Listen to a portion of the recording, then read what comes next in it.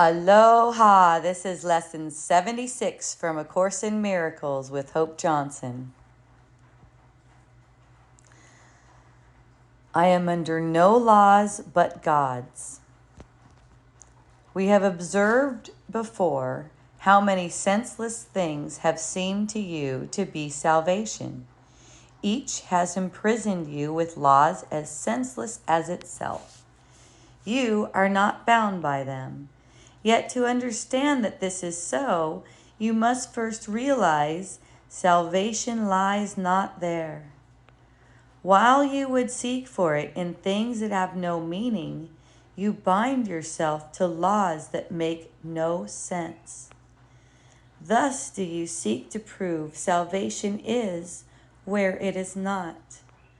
Today we will be glad you cannot prove it, for if you could, you would forever seek salvation where it is not and never find it. The idea for today tells you once again how simple is salvation. Look for it where it waits for you, and there it will be found. Look nowhere else, for it is nowhere else. Think of the freedom in the recognition that you are not bound by all the strange and twisted laws you have set up to save you. You really think that you would starve unless you have stacks of green paper strips and piles of metal discs. You really think a small round pellet or some fluid pushed into your veins through a sharpened needle will ward off disease and death. You really think you are alone unless another body is with you.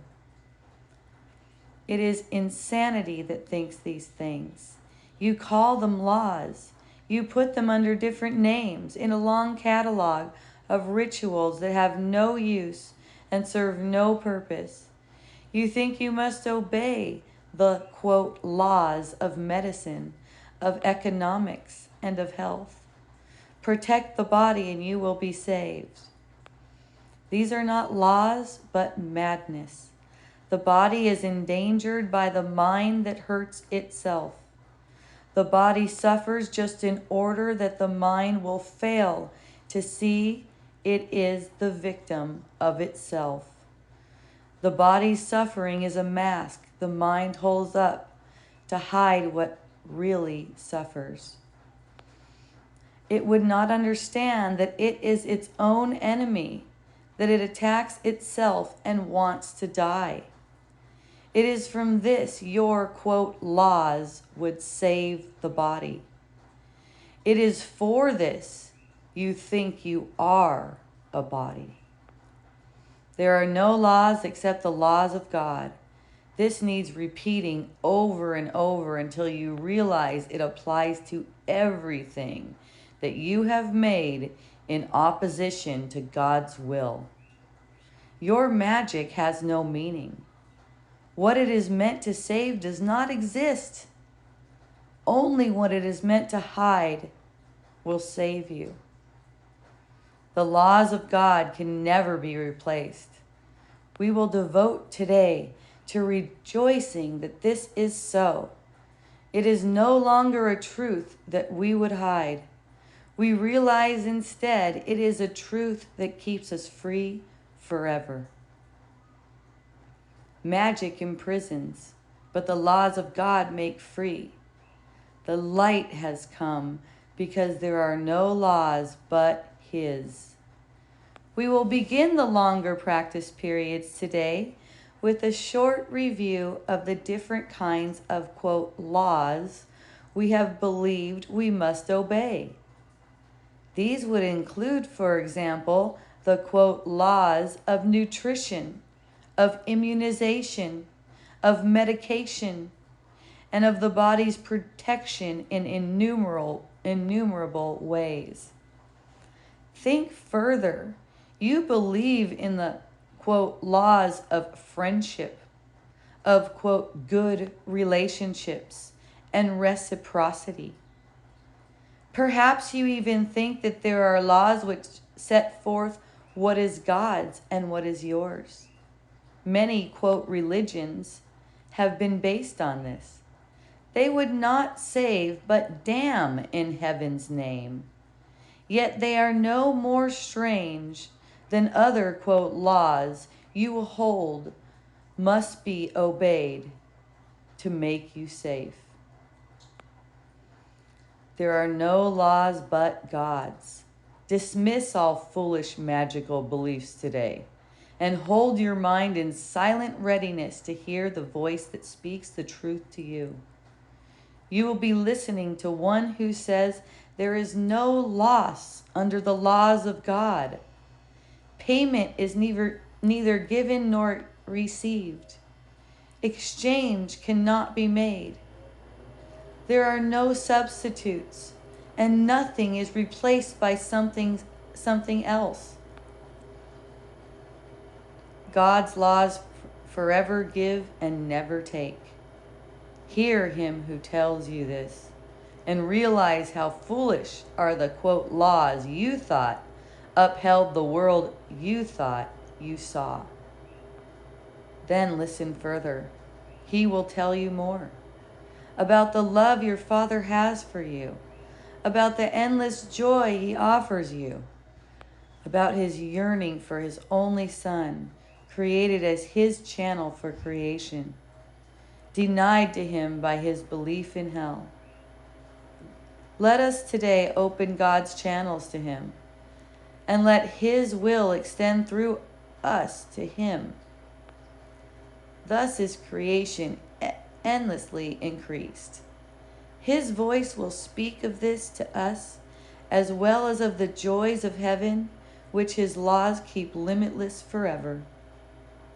We will repeat today's idea until we have listened and understood there are no laws but God's. Then we will tell ourselves, as a dedication with which the practice period concludes, I am under no laws but God's. We will repeat this dedication as often as possible today, at least 4 or 5 times an hour, as well as in response to any temptation to experience ourselves as subject to other laws throughout the day. It is our statement of freedom from all danger and all tyranny. It is our acknowledgement that God is our Father and that his Son is saved. Ooh, yes. Oh, this one's so juicy and good. Oh my goodness. It's amazing how much defensiveness there is to acknowledging that there's only God's laws. Look at all the things that worldly laws are applied to in our mind, right? Let's just look at the one that's popping up in my mind first, is the law of relationship, right? It says that people should behave certain ways in order to be deserving of your love, right? And it seems like bodies are replaceable. Like if I don't like this one, I can just get another one. See, all of the bodies that are popping up in your experience are also under no laws but God's. They're not under your laws, but the way you seem to see them, they seem to be under other laws that are alien to God's laws. For one, you perceive them to be in a body, just like you perceive yourself to be in a body. That is a denial of God's law. That's like a facade. There's no one in a body for the first place. So all of the thoughts that come off of that, looking at relationships, we seem to think that there is limitation, right? There's limitation. There's only so much love to go around, and I can get it from this body. But really, everyone's reflecting the love of God back to you. The love that you gave, giving is receiving, even in illusions. The love that you gave, the love that you extended is reflecting back to you. The bodies are not important in that respect. Love is love. So Um, so there's no need to attach to any form of love that you seem to see. Likewise, there's no need to attach to any form of something healthy that you seem to see. Like if something seems healthy, uh, some activity or whatever seems healthy, that is a manifestation of a split mind. There's no unhealthy in the first place. Okay? It's like the way I look at it, if whatever I'm enjoying is good for me, because joy equals health. So whatever if I'm enjoying, it's not even the thing that matters. If I'm enjoying, that's good for me. That's healthy. That's the law of God. Is we're created in joy, to remain in joy. Okay? So when we're touching that place, that's the most healthy thing that can possibly be. Because it's undoing the worldly laws that say you're affected by something. I say you're affected by something in the world. The body and the whole world is only manifesting out of our state of mind. Our creative state of mind knows that it's under no laws but God. But our split state of mind believes in worldly laws.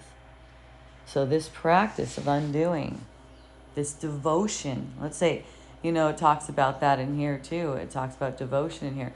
This devotion to the truth within all circumstances in your life will deliver you from sadness, from depression, from conflict, and death ultimately. I mean, we made that up. That's definitely denies the law of God right there.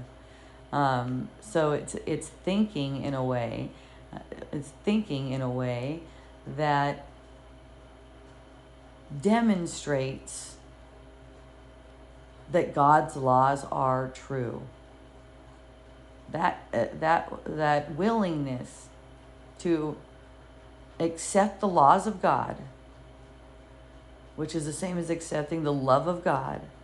This is true for us. This feels good to us. It's like, I'm home in God.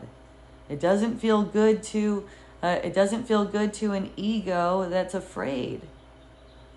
All right? So your ego is actually going to calm down through all of this. You're going to teach the ego that it's okay. It's okay. Even the ego is saved by the laws of God. Not as an ego, because the ego doesn't exist. But the ego is source. And the ego is source thinking it's separate. So even the ego is saved. The ego can never align with you on this. The ego can only relax.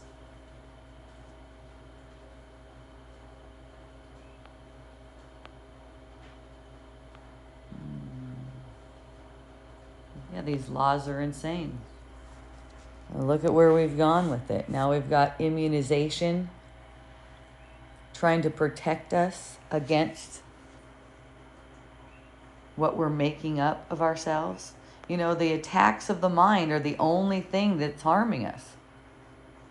But we've got all these other things to try to protect us from these mental attacks, including aging. That's an attack. We need protection from these things. That is true. We need protection from them. But that protection comes from us. It comes from us choosing the laws of God rather than choosing the laws of the world. Speaking of devotion, we've been very devoted to upholding the laws of the world. You could see what people are devoted to. Just have a conversation. You could see what you're devoted to by having a conversation.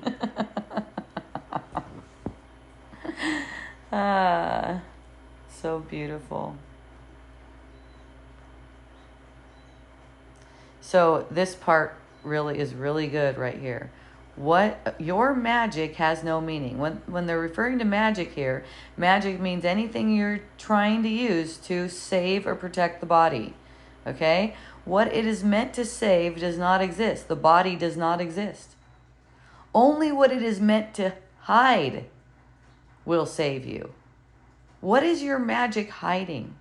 Look at what your magic trick is hiding. It must be hiding that you are attacking yourself. See? What it is meant to save does not exist. Only what it is meant to hide will save you. Your magic, not that it's bad, it's fine. Because it doesn't exist. It's the way you're looking at it, not the things you're doing. Don't get caught up with that. It's the way you're looking at it. Like you could be taking an immunization in the field, in your imagination. You don't really take an immunization ever. There's no body. You can be imagining that you're taking an immunization and also be right-minded about it. I'm only attacked by my own thoughts. I can't be saved by this magic trick. I can only make illusions of salvation, and still, if I don't purify these mental attacks, I'm still going to go on making myself sick, old, and dying. Because there's a secret wish. I want to die. That's the secret wish. Buried in your mind. So you want to see whatever comes up out of that, and you want to have it resolved in truth. Whatever comes up out of that is a thought that supports the laws of the world. Deny meaning to that thought, and you're serving God's will. You're resolving the I want to die thought, which makes no sense because you can't die. You're going to see it in the light of truth, that none of these worldly laws make sense, and escape this illusion. That's God's will for you. That's the plan. You're on it. Don't doubt yourself. You can't doubt yourself anyways. That would just be the ego's voice. All you have to do is see that doubt is the ego's voice, and that's enough. Not you. I love you. Thank you for listening. Enjoy your practice.